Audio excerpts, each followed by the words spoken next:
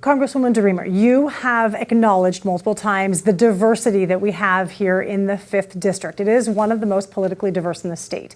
How have you, specifically you, bridged the divide to represent all constituents? Oh gosh, this district is so unique, and you know, the urban-rural divide is real. People do talk about it. They try to understand what the differences are, but there's so many commonalities that we can bring together, and I want to make sure that we're listening to both sides. For far too long, you know, people in rural areas in this part of the district felt left behind with Portland. They felt like, you know, maybe they're not being listened to. But as a former mayor, as a mom, as a small business owner, it is my opportunity to say I am listening to all sides, and I've taken that story to Congress. I am the second most bipartisan member of Congress.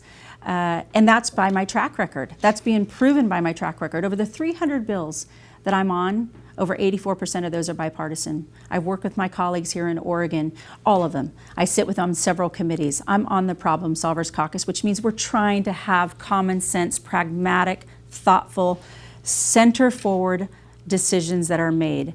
I take it very seriously. I roll up my sleeves every day and I say, how am I going to tell Oregon's story? Listen, nationalizing any of these issues is not important to me. What's important to me is tell Oregon's story and then make sure we're doing what Oregonians want. And I'll continue that work throughout the 119th Congress.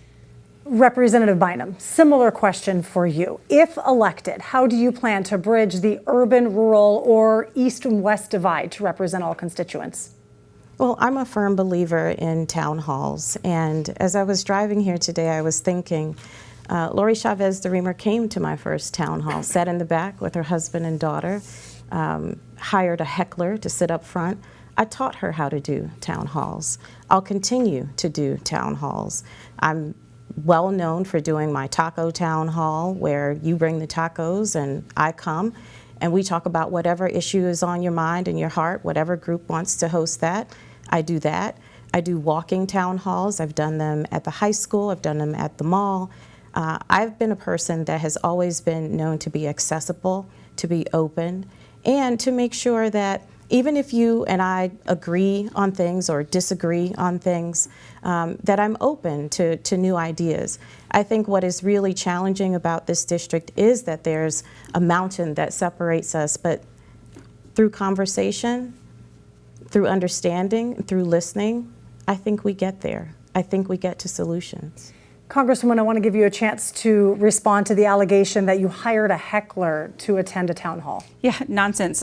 I remember that town hall. It was on transportation and the lack of leadership that she was going to show for the residents of Happy Valley as it was growing. But this is 2024. This is not 2016. We have to have a dose of reality of what this means. I have accepted every single debate that was offered. My opponent, she chose not to.